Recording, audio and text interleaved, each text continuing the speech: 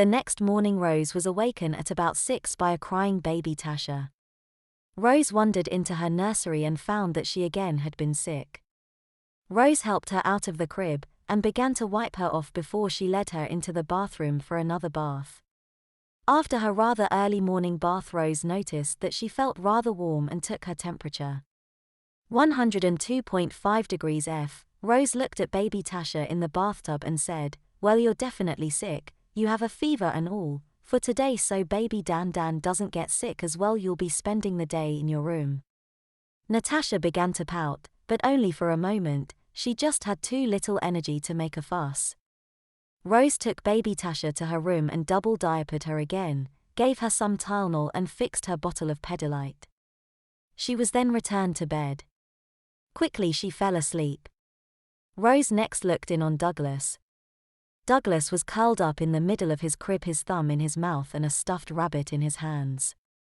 She quietly walked over to the crib and replaced Douglas' thumb with his pacifier. Douglas made some noise, turned over and went back to sleep.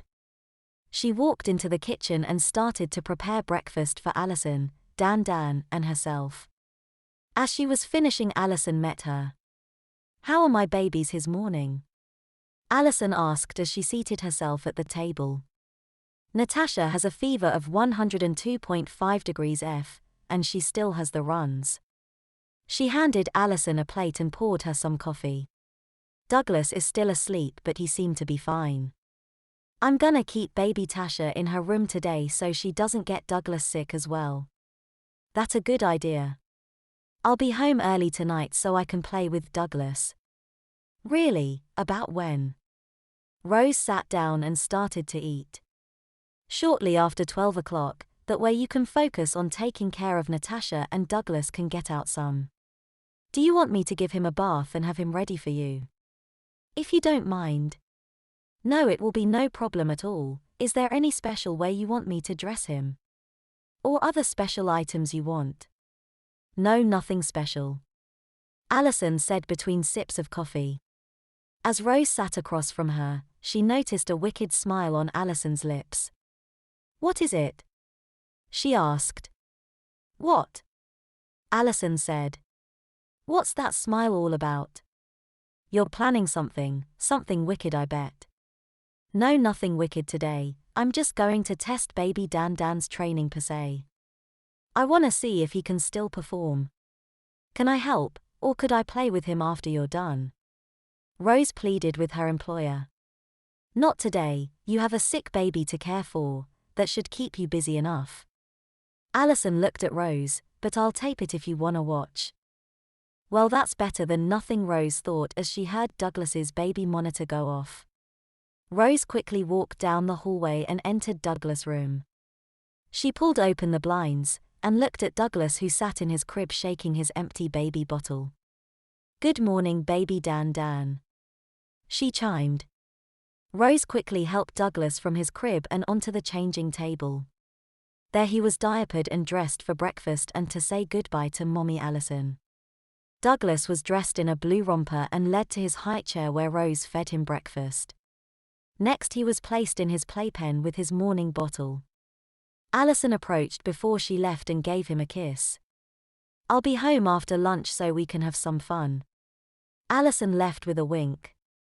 Rose finished cleaning up the kitchen, gave Douglas his second bottle, then went to check on baby Tasha.